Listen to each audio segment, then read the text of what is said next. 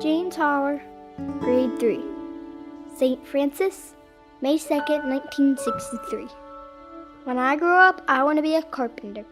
The reason I want to be a carpenter is because they work with wood. I think carpenter work is fun. Wood as a material is very capturing.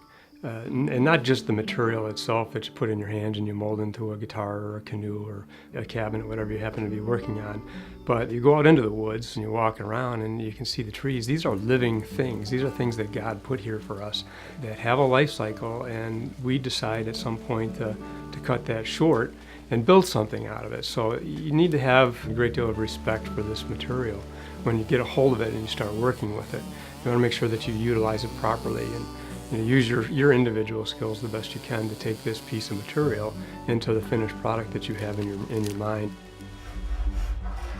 The first full project that I did with my dad was a canoe. And I can remember when we were working on the project thinking of how much fun we were going to have once we got done. We were going to be able to go fishing and camping and paddling out to an island, and there was just a lot of anticipation during the project.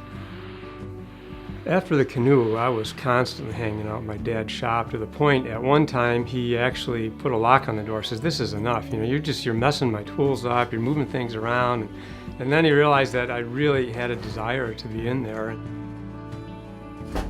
I do remember one table that I built that's made out of a piece of hemlock, and I literally cut all of the materials out of this tree with a chainsaw. And I remember my dad coming down looking at it, and he says, "You're getting good at this." And that really launched my desire to get into furniture making. There was one project. It was ultimately called the courthouse chair. Everyone thought it was a great looking concept. We just couldn't figure out how to make it. The arm, and it actually went up and had a twist in it and had to meet into another back piece that was arched across the back. Extremely complex part. So what we did is we put together some wire and some modeling clay, and we molded the arm, and then we were able to carefully take the chair apart and be able to see what it ultimately looked like. And then from there we started the process of figuring out how to make it. You got into the realm of invention rather than the realm of modifying current processes to build this thing. So often we would come up with ideas that ultimately ended up being patented.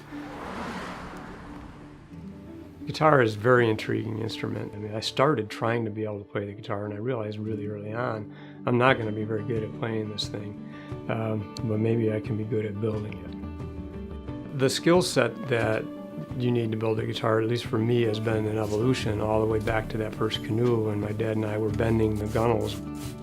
What I do on my guitar is I don't use any stains. I use very few inlays.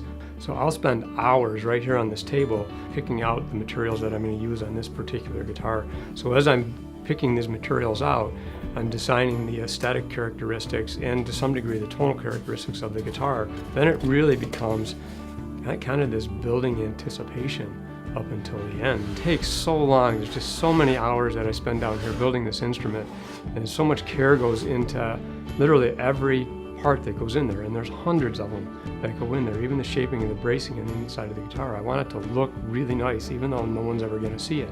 It just talks to the amount of care that it takes to make that final product. It not only has to sound great and play great, but it needs to look great as well.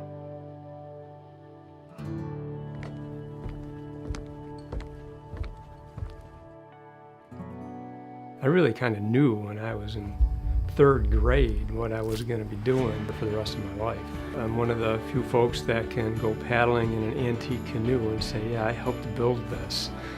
I've been captured by wood. Not just the material and working it with my dad in the shop and learning the skills to craft the guitars that I do now, but also being outside and being in the woods and being around the trees. I just love them. Woodworking in general is easily approachable. Whether you're a Cub Scout making a birdhouse from a kit, or someone making guitars or custom furniture, it's enjoyable to work with and rewarding when you get done. It's just a great pursuit.